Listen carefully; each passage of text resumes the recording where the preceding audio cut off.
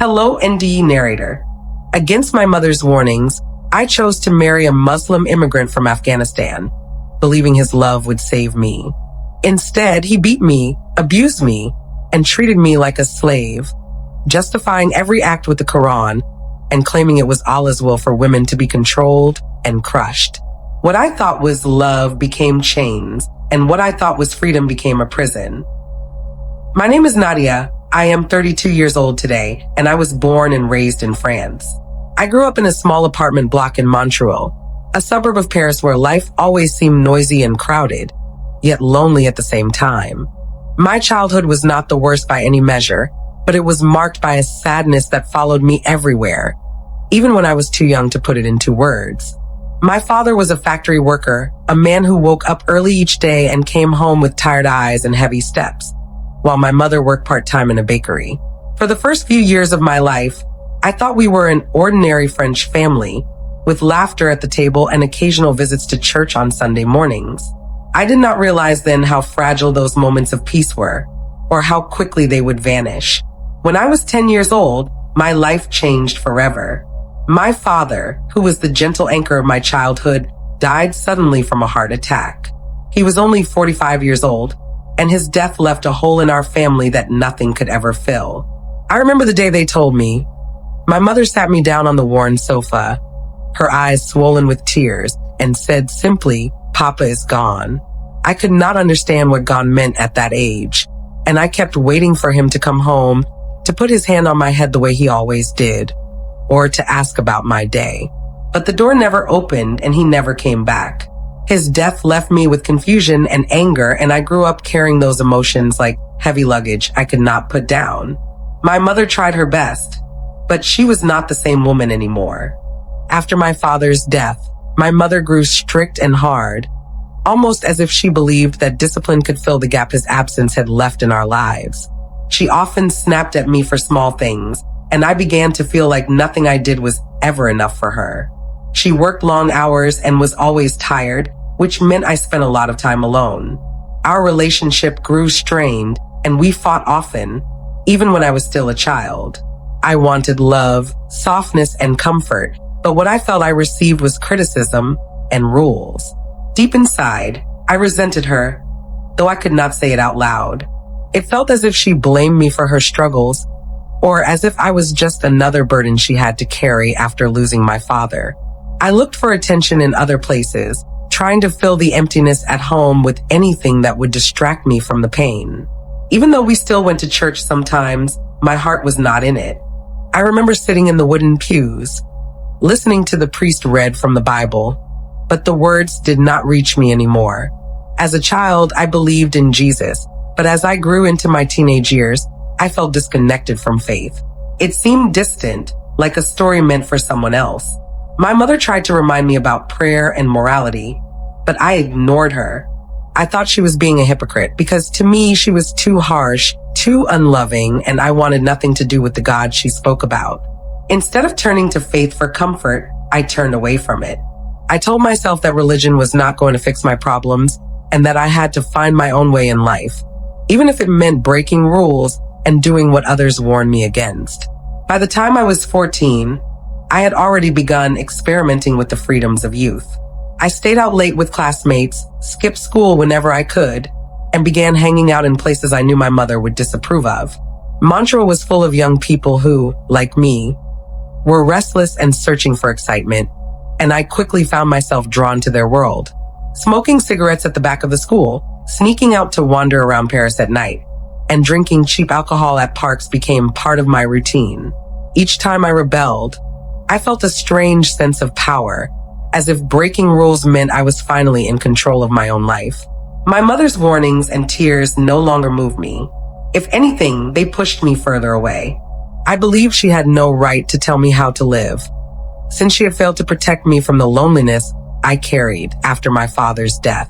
When I turned 16, the distance between me and my mother had grown so wide that we were like strangers living under the same roof.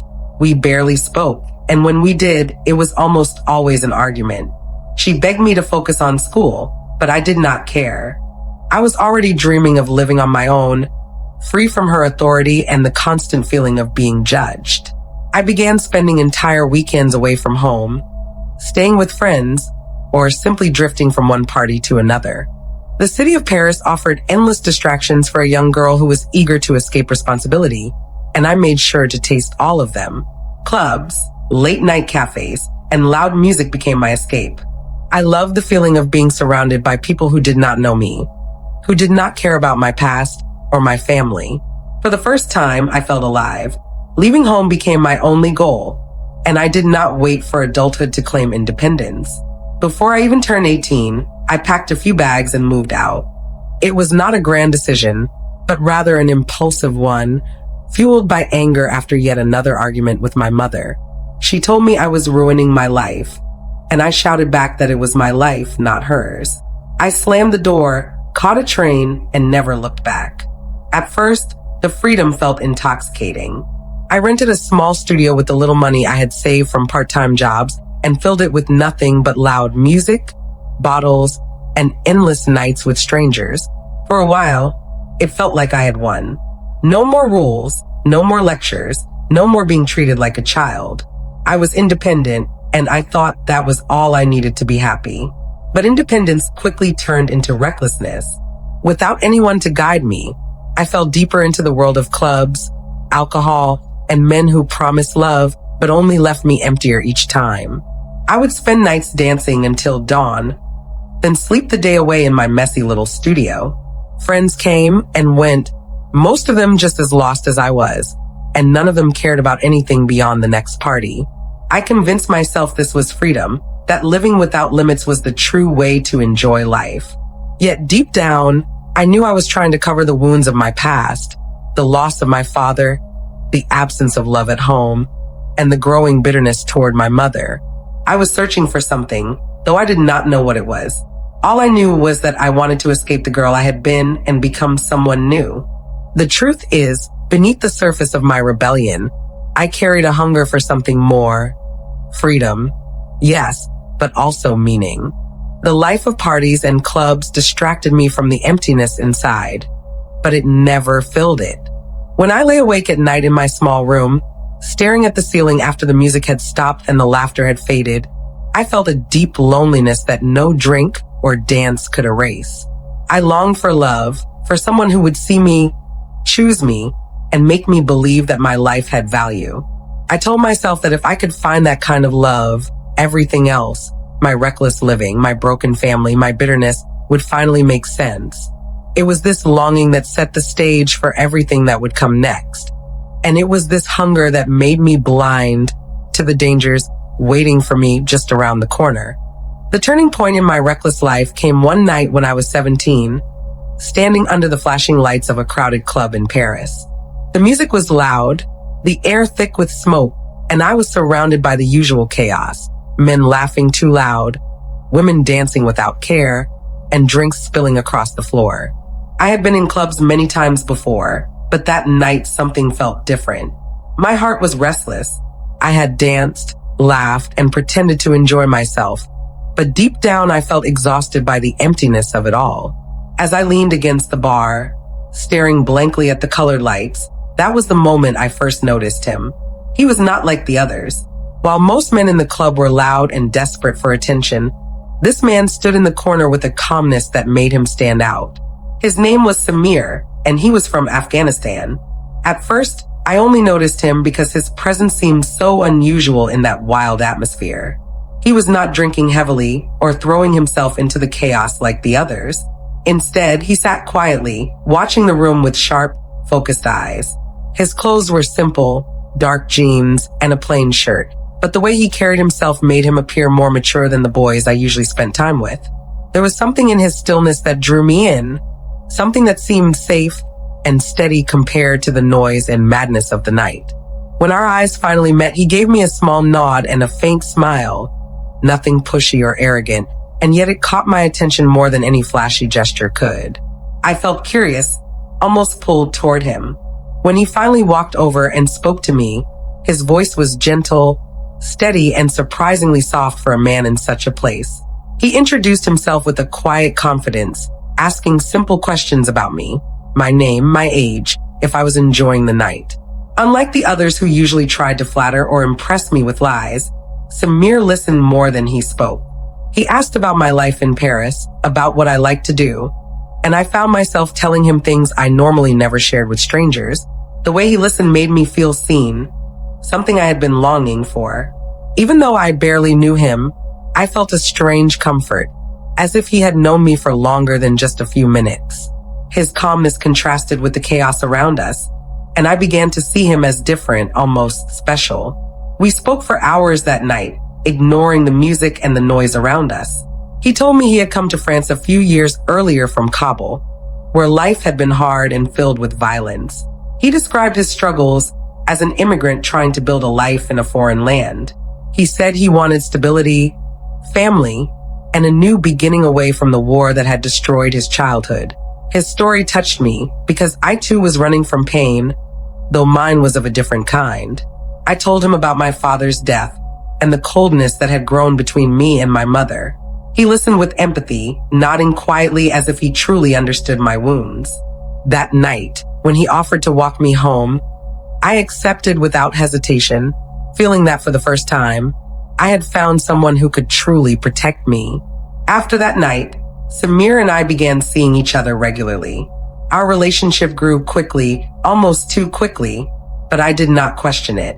He would call me, invite me for walks, and sometimes take me to quiet cafes away from the noise of the clubs. Unlike other men I had known, he did not pressure me for shallow pleasures or push me into reckless situations.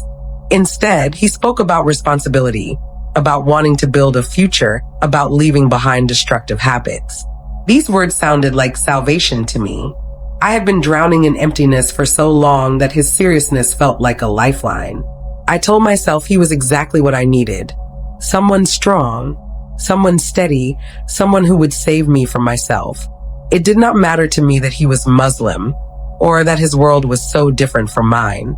All I cared about was how he made me feel safe, chosen, and seen. But not everyone shared my excitement, least of all my mother. The first time I mentioned Samir to her face darkened with disapproval. She asked where he was from, and when I said Afghanistan, she immediately shook her head. "Nadia, you cannot get involved with a Muslim man from that world," she said sharply. Her words cut through me, making me defensive instantly. I accused her of being narrow-minded, of judging someone she had never met.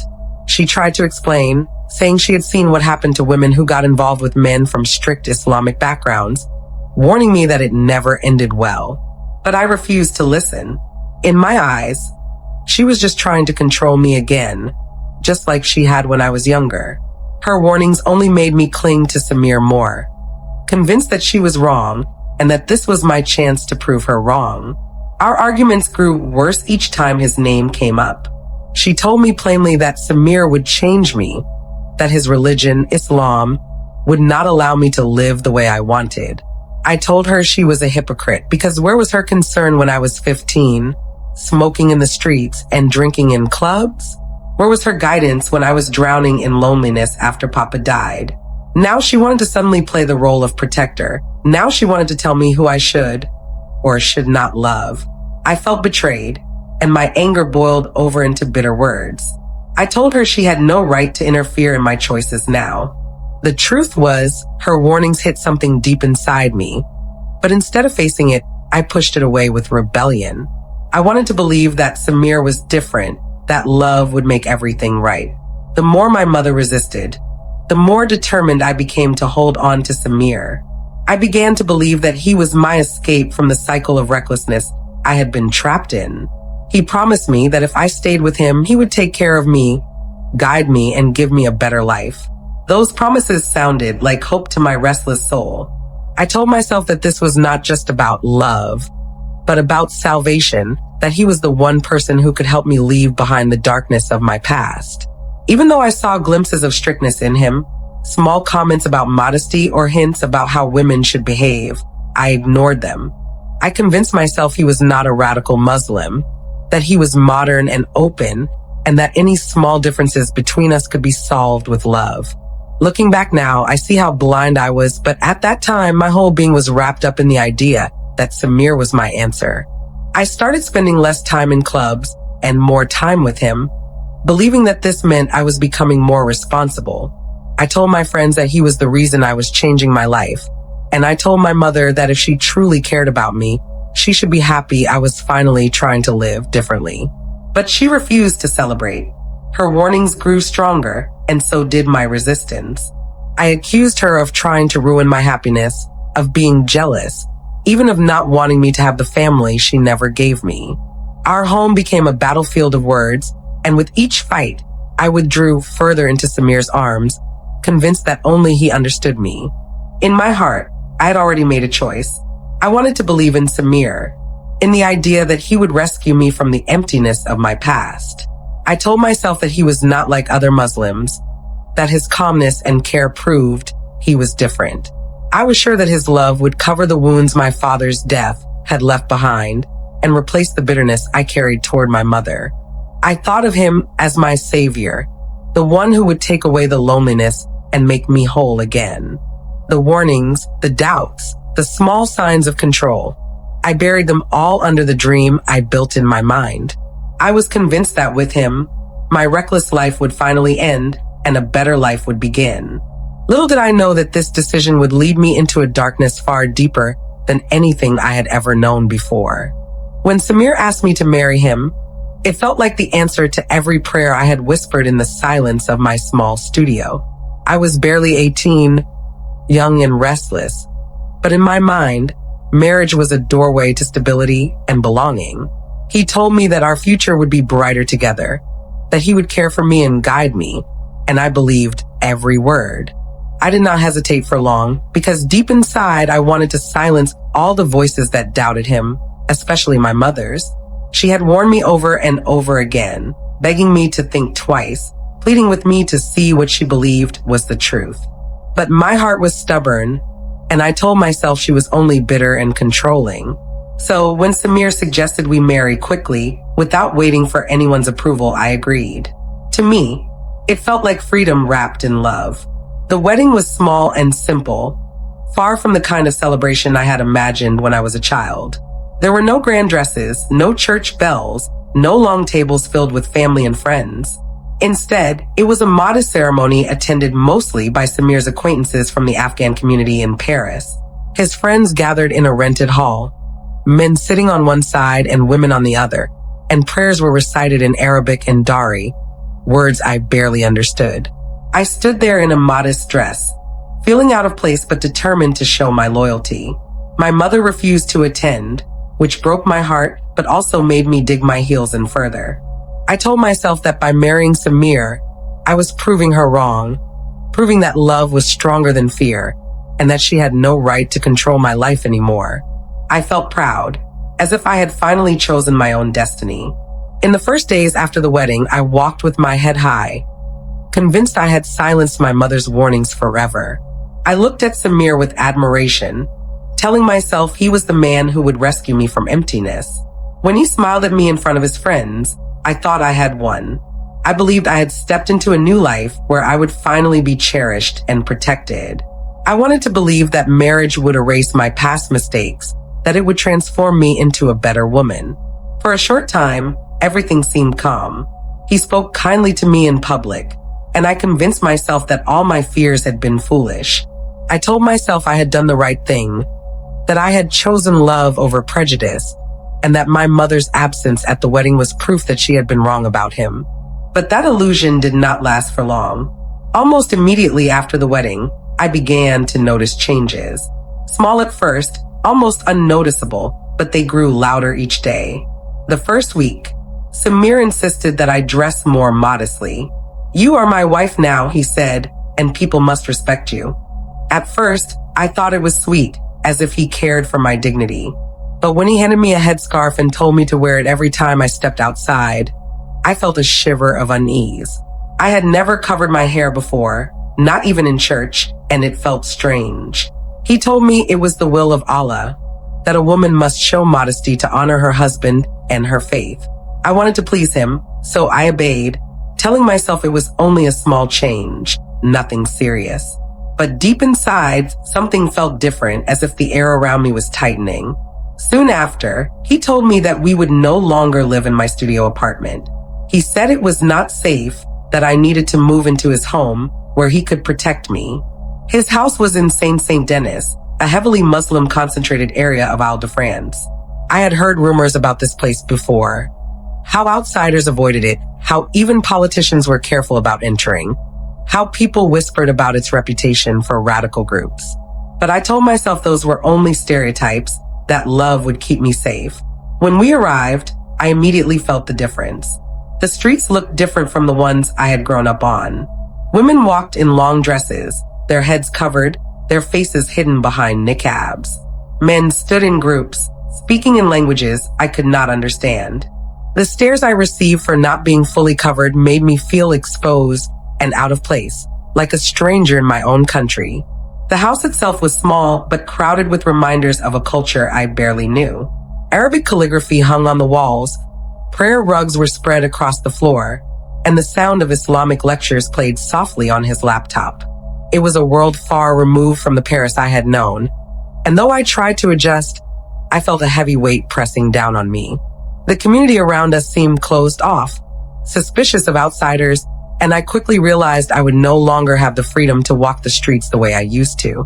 Samir told me not to greet neighbors, not to make friends, not to draw attention. He said people would not understand me, that it was better for me to stay inside. I obeyed, but the walls of his house soon felt like the bars of a cage. The culture shock hit me harder with each passing day. I had grown up in France where women wore what they wanted, spoke freely, and laughed in public. But here, in this neighborhood, it was different.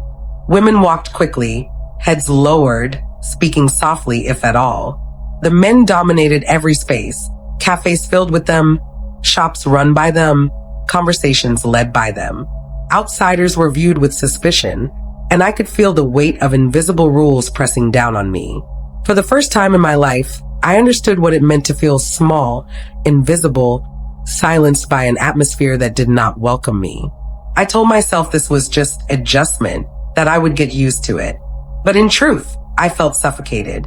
It was as though I had stepped into another world, one where freedom was a memory and silence was survival. The first clear sign of control came when Samir told me I could no longer go out alone.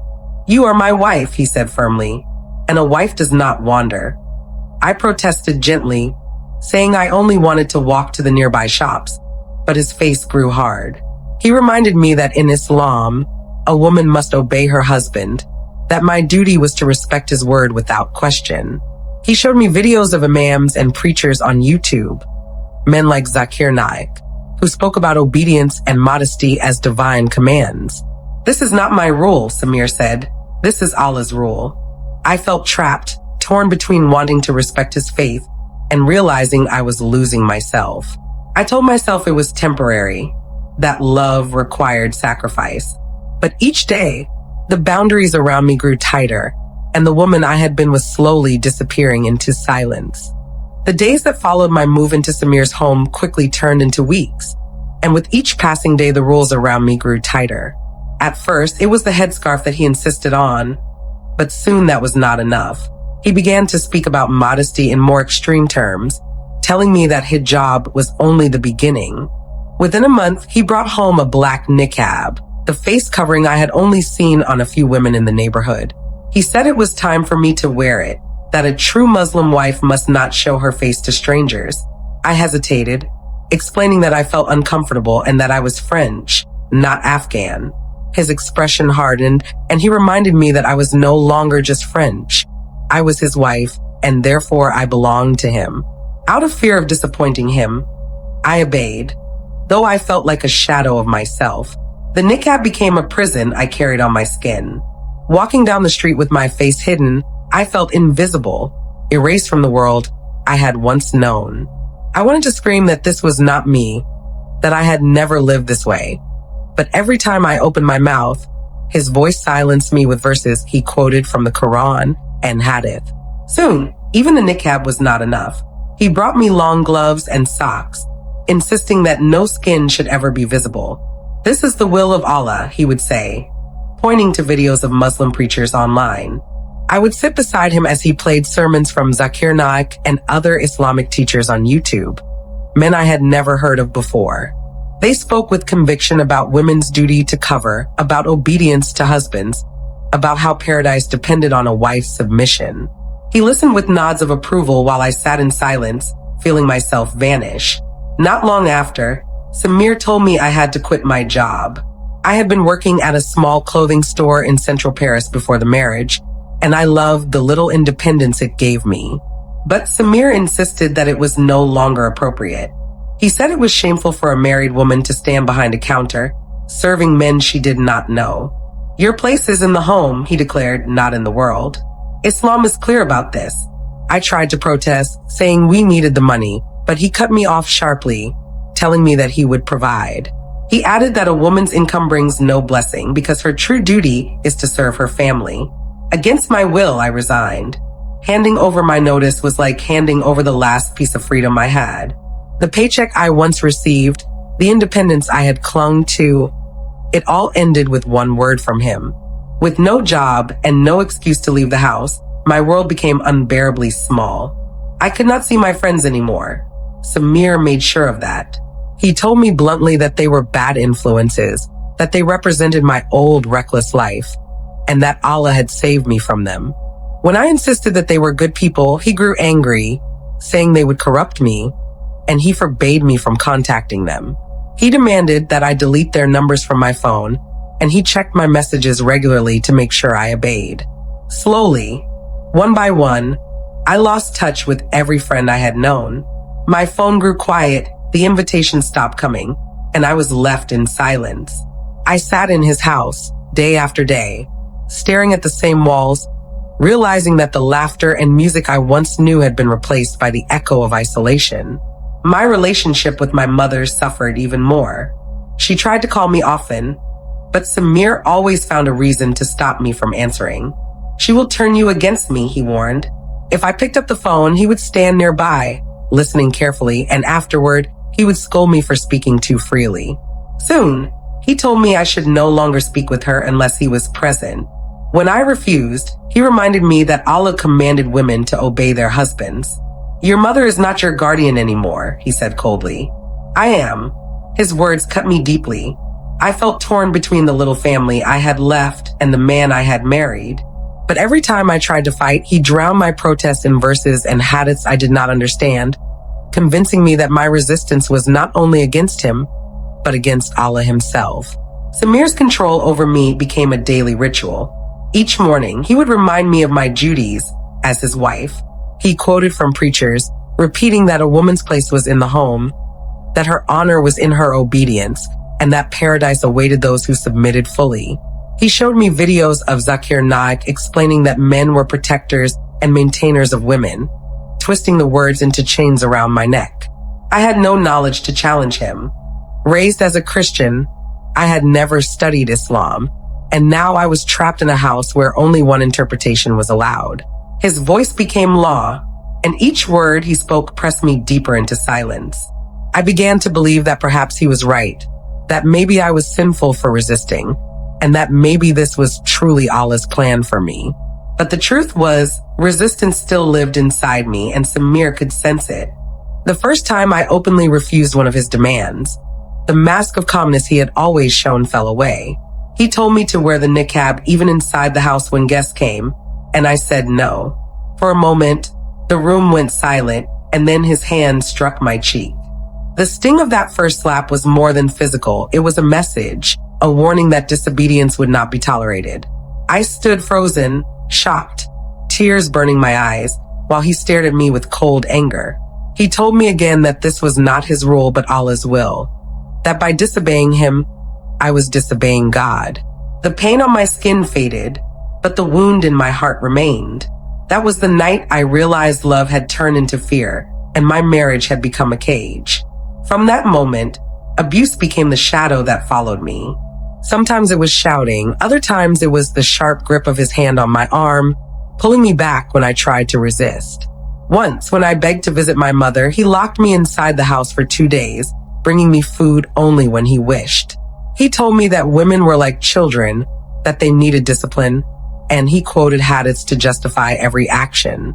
I learned quickly that resistance would only bring punishment, so I kept quiet. Outwardly, I obeyed, but inside, I screamed. I looked in the mirror at the woman covered in black, her face hidden, her voice silenced, and I barely recognized myself. Marriage had promised me love and safety, but what I lived was slavery. My life was no longer my own. It was a chain wrapped around me, tightened with the name of Allah. Each morning, I woke up not knowing whether the day would end with silence or with violence.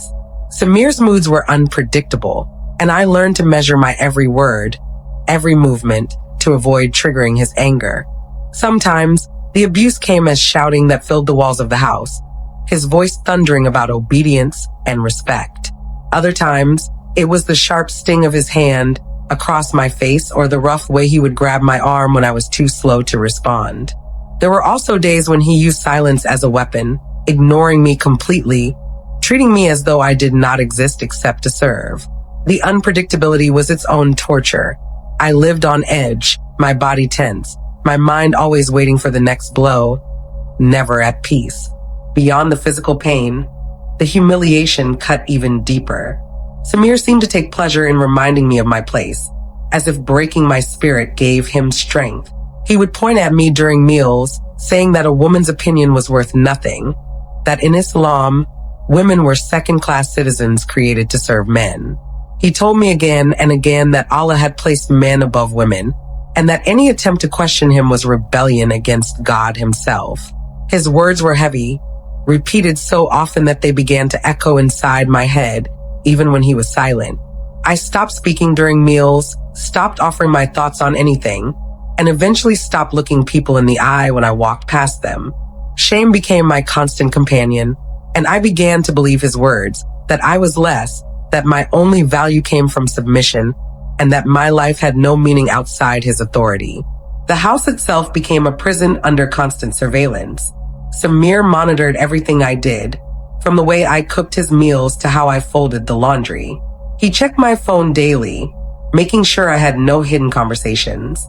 If I lingered at the window too long, he demanded to know who I was watching. When I went outside, he insisted on walking beside me, watching closely to ensure I never spoke to anyone. Even inside, I felt eyes on me, as if the walls themselves were witnesses ready to report my every mistake. I learned to move quickly and quietly, to keep my head down, to erase myself so as not to draw attention. The woman who once danced freely in Paris clubs was gone. In her place was a ghost, a silent shadow walking on eggshells, afraid that one wrong move would bring another storm of rage.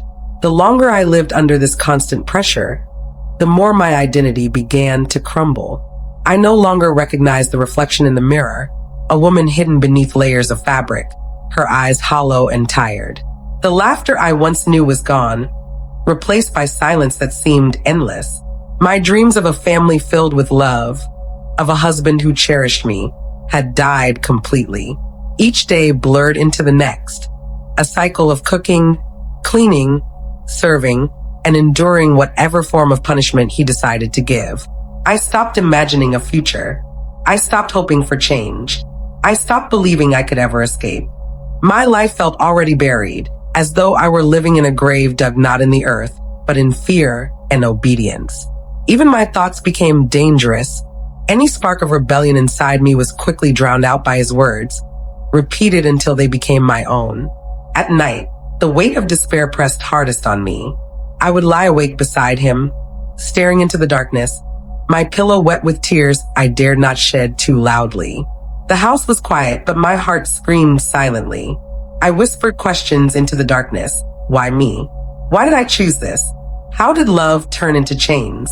My whispers were so faint they could barely be called prayers, but they carried the weight of my soul. I told myself no one could hear me, not my mother, not my friends, not even God. I believed I was truly alone, forgotten by the world and cursed by fate.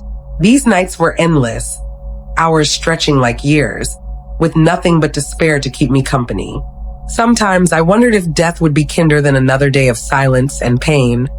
But even those thoughts filled me with fear, because Samir's words echoed inside me like law. Yet in those long nights of tears, a faint memory began to surface. I remembered being a little girl, sitting with my father in church, listening to hymns that spoke of Jesus.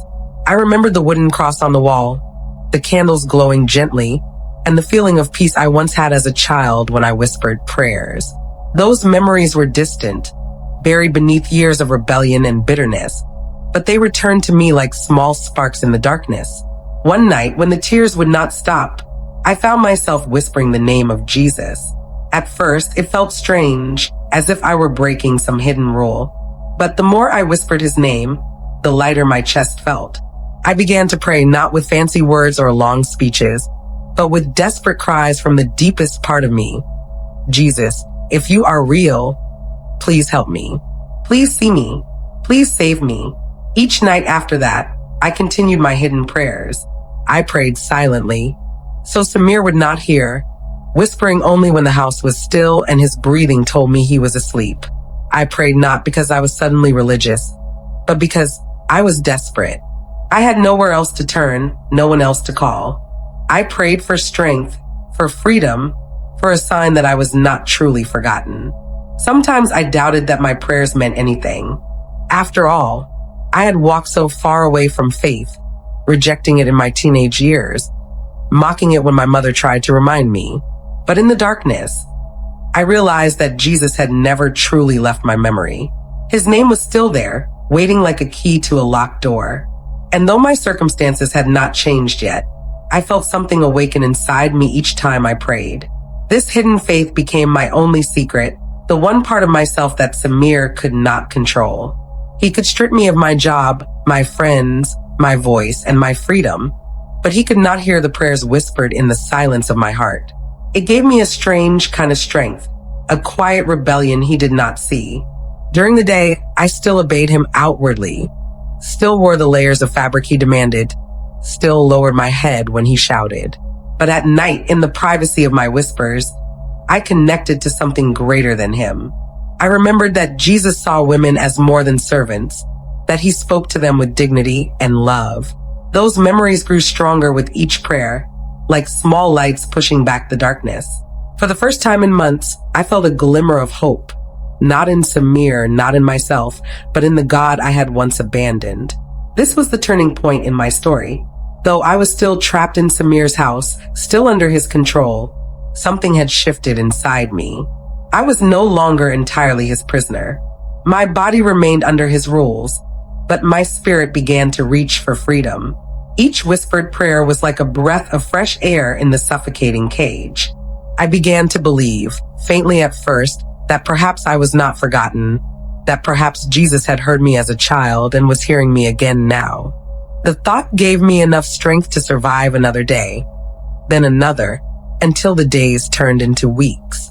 Samir still told me I was nothing, still reminded me that women were second-class citizens in Islam, still ruled my life with fear. But inside, I carried a hidden strength he could not touch. It was the beginning of a faith that would grow into the very thing that saved me. One quiet afternoon, when Samir had gone out for several hours, I sat alone in the living room, folding laundry in silence. The house was so still that I could hear the ticking of the wall clock, each second dragging endlessly. My heart was heavy, weighed down by the routine of fear and obedience. I had already spent the morning cleaning and cooking, but with him gone, I allowed myself a rare moment of stillness. I stared at the window, longing for freedom, wondering if my whispered prayers would ever bring change. Suddenly, the silence was broken by a loud, firm knock at the front door. My body stiffened immediately. No one ever knocked on our door without Samir knowing. My first thought was fear, that someone would discover me, that I had somehow done something wrong. The knocking grew louder, insistent, echoing through the hallway and shaking me from my frozen state. I stood up cautiously, my mind racing with possibilities. Samir had not given me keys to the front door, so I was locked inside as always. I could not open it even if I wanted to. My heart pounded as I crept toward the window, careful not to make noise, unsure if I should even show myself.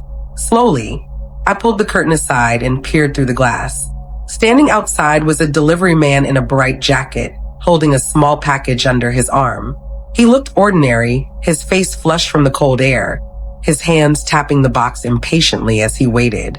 When he saw my face behind the curtain, he stepped closer, gesturing at the package and pointing at the address label. For a moment, relief washed over me. It was only a delivery. But almost immediately, another thought entered my mind. This was the first stranger I had come face to face with in months. I opened the window slightly, just enough to hear his voice. He called out, asking if this was the right address for the package he carried. His French was hurried but clear. I shook my head quickly and explained that there must have been a mistake, that nothing had been ordered here. He frowned, confused, double-checked the label, and sighed. But instead of leaving, he lingered. My heart beat faster. I realized this might be the opportunity one had been praying for, the chance that Jesus had placed in front of me. My hands trembled as I gripped the windowsill, torn between fear and courage. If I spoke, I risked everything. If I stayed silent, nothing would change. Finally, with a trembling voice, I whispered urgently through the small opening. I told him I was not allowed to open the door, that I had no keys, and that I was locked inside. His eyes widened in surprise.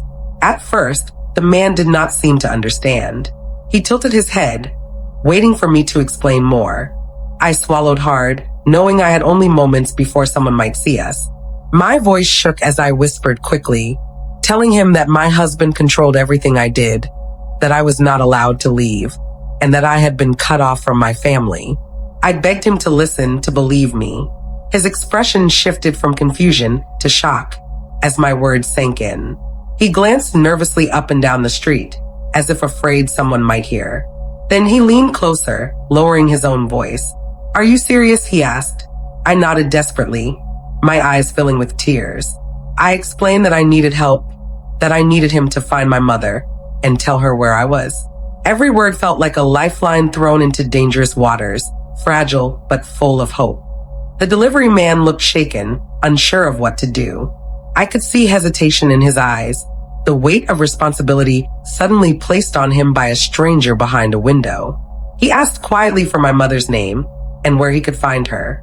I gave him the address as quickly as I could, whispering between shaky breaths, praying he would remember it. I told him my name, Nadia, and begged him to tell my mother that I was alive, but trapped. He nodded slowly, his face pale, and I could sense his compassion fighting against his fear. "I will try," he said softly. My heart leapt at those words, but fear tightened around me again. What if he changed his mind? What if he forgot? What if Samir returned before anything could be done? The uncertainty gnawed at me, even as I clung to the fragile promise he had just given me. I searched his face for sincerity, desperate to know if he truly meant to help. He looked around once more, then glanced back at me, his expression serious. "I will go," he said more firmly this time. Relief rushed through me, but it was mixed with terror. If anyone saw him speaking to me at the window, questions would rise. If Samir found out, the punishment would be unbearable. I whispered urgently for him to leave quickly, to act as though nothing unusual had happened. He nodded, adjusted the package under his arm, and stepped back, giving me a final look before turning and walking away down the street. I closed the window slowly, my hands shaking, my breath shallow. As the sound of his footsteps faded, I collapsed onto the floor, my heart pounding, unsure whether I had just saved myself or sealed my fate. The hours that followed felt endless. I sat near the window, staring at the street outside, waiting for some sign, some proof that he had carried my message. Every sound made me jump, the bark of a dog, the passing of a car, the footsteps of neighbors. Each one sent waves of panic through me, thinking it might be Samir returning or someone who had seen me whispering at the window. My thoughts raced wildly. What if the delivery man thought I was lying? What if he told someone else instead of my mother? What if he did nothing at all?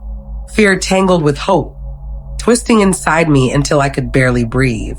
I kept whispering prayers, begging Jesus to make the man keep his promise, to guide him safely to my mother, to bring me the rescue I had long dreamed of but never dared believe was possible. That night, I could not sleep. I lay awake in the darkness, my body trembling with the weight of uncertainty. Samir had not yet returned, and each hour without him felt like both a blessing and a curse.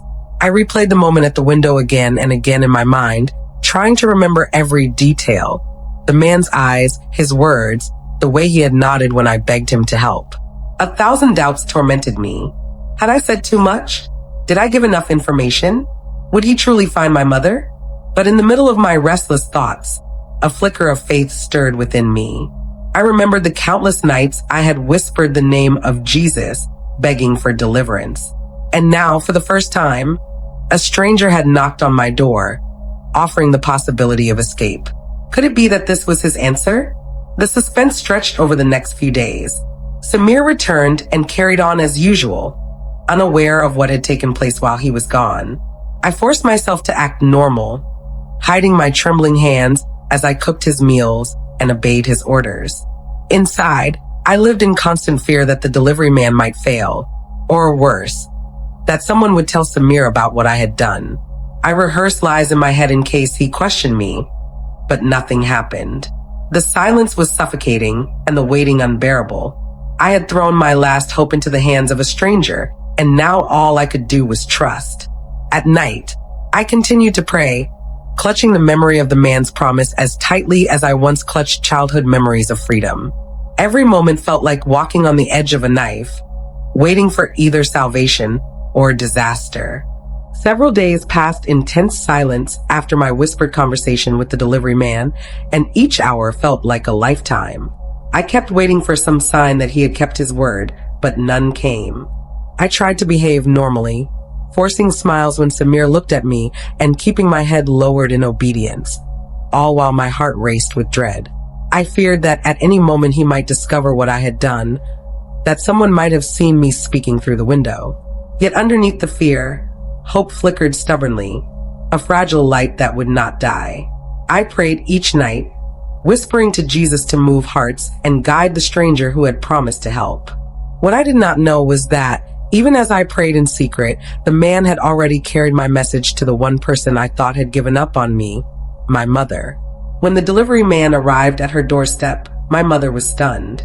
For years, our relationship had been filled with anger and bitterness, and she had believed I wanted nothing to do with her. She had feared for me, yes, but she also thought I had chosen this life willingly, cutting her out to prove a point. To hear from a stranger that I was alive, but locked away in a house under control, shook her to the core. He told her where I was, repeating the details I had whispered in desperation. At first, she could barely believe him, her heart torn between hope and suspicion. But as he described the way I had begged through the window, her doubts vanished. She realized at once that her daughter was in danger, and without hesitation, she gathered her courage. Despite the pain of our broken relationship, despite the bitterness of years past, she knew she had to act. My mother wasted no time.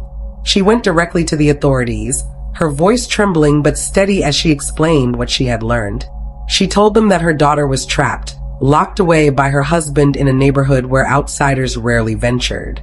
The officials listened carefully, and though cases like mine were difficult, the fact that she came with the details from the delivery man gave her words weight. They asked questions, took notes, and promised to investigate quickly. My mother pleaded with them not to delay, insisting that every moment counted. Behind her words was a mother's desperation, the fierce love that had always lived beneath the surface of our conflicts. For the first time in years, she and I were connected again, not through arguments or disappointment, but through the bond that had never truly broken. She was ready to risk everything to see me free. The day of my rescue began like any other, with me cleaning quietly while Samir prepared to go out. He left in the morning, locking the door behind him as always, unaware that his world was about to unravel. Hours later, I heard voices outside, louder than the usual murmurs of neighbors. My heart pounded as footsteps approached the house. Then, for the first time in months, the front door rattled with the sound of a key not belonging to Samir. A voice called out firmly, announcing itself as the police. I froze, my hands trembling, my mind unable to process what was happening. Could this be real? Could freedom have truly come? I rushed to the window, pulling the curtain aside, and there they were, 2 officers standing with my mother beside them, her face pale but determined. Tears filled my eyes instantly. My whispered prayers had been answered. The officers demanded entry, and when the lock resisted, they forced the door open with practiced strength. The sound of splintering would ring through the house, and for a moment, I was overwhelmed by fear, afraid Samir might suddenly appear. But then my mother rushed inside, her arms reaching for me, and I collapsed into her embrace. We both wept, the bitterness of our past drowned by the relief of reunion. She held me tightly, whispering that everything would be all right now, that she would never leave me again. The officers looked around the house, noting the locks, the covered windows, the clear signs of control. They assured me I was safe, that they would handle the legal matters, and that I no longer had to live in fear. For the first time in so long, I felt the weight of chains lift, replaced by the fragile but undeniable reality of freedom. When Samir returned later that evening, he found the police waiting for him. The confrontation was tense. He tried to defend himself, insisting that everything he had done was in line with Islamic teachings, that I was his wife, and it was his right to enforce modesty and obedience. He quoted verses, waved his hands angrily, and accused me of dishonoring him by involving outsiders. But the officers stood firm, explaining that his actions violated the law of France, that no religion could justify imprisonment and abuse. My mother stood behind them, her eyes burning with anger and pain as she faced the man who had stolen her daughter's freedom. For once, Samir was powerless. Surrounded by authority, he could no longer hide behind the walls of his house or the words of preachers. He was forced to confront the truth, that his control over me was ending. The legal battle that followed was difficult, but not as long as I feared. The authorities pressured Samir with the evidence of my testimony and the physical proof of the locked home. He realized quickly that he could not win, and under that weight, he agreed to divorce me. It was not an act of kindness, but of defeat. He wanted to save his reputation, to avoid the deeper consequences that pressing charges might bring. I signed the papers with trembling hands, my heart pounding with relief. For months, I had lived as his prisoner, but with a few strokes of ink, I was free. It was surreal, almost unbelievable, that the nightmare was ending. Yet even as the relief flooded me, I knew the scars would remain. Freedom did not erase the pain I had endured, but it gave me the chance to heal, to rebuild, to live again. When the authorities asked if I wanted to press charges against Samir, I shook my head. Many were surprised, even my mother, who believed he deserved punishment. But for me, it was not about revenge. I did not want to spend years tied to him through courtrooms and trials, reliving the horror over and over again. I did not want my private suffering displayed in public, judged by strangers who could never understand. I wanted peace, not headlines. I told them I only wanted my freedom, that I would heal in silence rather than wash my dirty linen before the world. It was not forgiveness. I did not excuse what he had done. But I chose to walk away, to close the chapter quietly and focus on rebuilding my life. In that choice, I found strength, a strength I had never known before. In the weeks that followed, relief washed over me in waves. I returned to my mother's home, a place I had once fled in anger but now embraced with gratitude. Each morning, I woke to sunlight streaming through windows I could open freely. Each evening, I sat with my mother at the table, sharing meals without fear. The simple acts of walking outside, of hearing laughter, of speaking without surveillance felt like miracles. I began to reflect deeply on all that had happened, on the narrow escape I had been given. If not for the delivery man's knock, if not for my mother's determination, if not for the prayers whispered in the dark, I might still be locked away, or worse, destroyed completely. I realized my life had been saved in more ways than one, not only physically, but spiritually, as my hidden faith in Jesus had carried me through the darkest valley. Looking back, I understood how close I had come to losing myself forever. Marriage, which I once believed would be my salvation, had nearly become my destruction. The man I thought would rescue me had turned into my captor. His words about Allah and Islam had been chains, binding me in fear, silencing my voice, erasing my identity. But in that prison, I discovered something greater. I discovered that even when I was hidden, Jesus saw me. Even when I was silenced, he heard my whispers. Even when I was locked away, he sent help to my window. My rescue was not just the work of police or the courage of my mother. It was the answer to prayers I thought were too small, too late. And so, though the scars of abuse remained, I walked into freedom with a heart full of gratitude, determined never again to let chains define me. The first days back in my mother's home were filled with emotions I could barely process. Relief and safety wrapped around me like a blanket, but beneath them lay wounds that were deep and raw. I sat at the kitchen table, the same place where so many arguments had once erupted between us, now feeling like a child again in her presence. My mother cooked simple meals and brought them to me with tenderness, and I could see in her eyes both the pain of what I had suffered and the joy that I was finally home. For the first time in years, I allowed her to hold me without resistance, her arms around me speaking louder than any words. Our reconciliation was slow, but steady. I apologized for the years I had turned away, for the bitterness that had fueled my rebellion, and she wept, telling me she had never stopped loving me. We began to talk honestly about the past, about the death of my father, and the gap that grief had carved between us. I admitted how much his absence had broken me, how much I had resented her attempts at guidance that had come too late in my eyes. She admitted her mistakes too, the times she had been distant, the moment she had failed to reach me. It was not an easy conversation, but it was a healing one. Sitting across from her, I realized that the wall between us had been built from both sides. Now, brick by brick, it was being taken down. I saw my mother not as the enemy I had once imagined, but as a woman who had suffered too, who had lost her husband and struggled to raise a rebellious daughter alone. In her tears and in her strength, I saw the love I had been blind to for so long.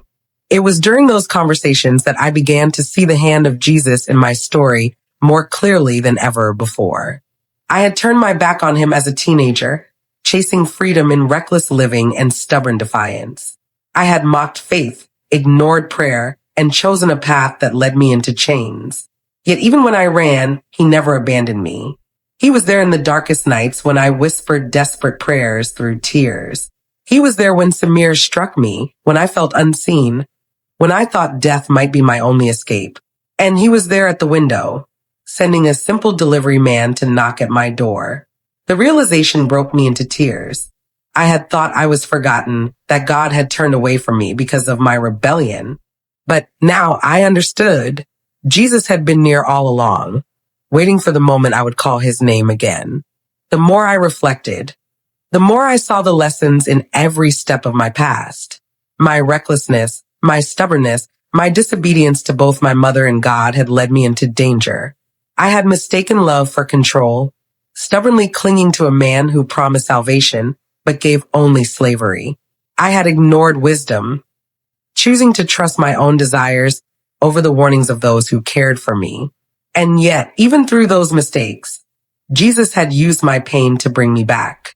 I realized that every tear I cried, every bruise I carried, every whisper of desperation had shaped me into a woman who now knew the value of freedom, faith, and obedience to God.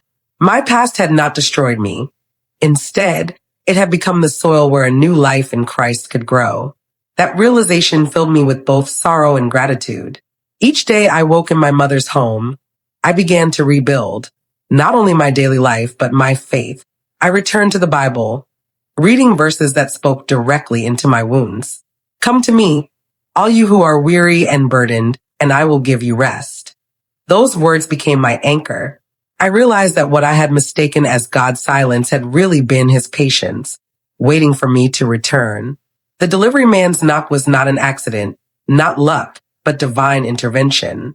Through the simplest means, God had answered my cries, showing me that no chain was too heavy for him to break.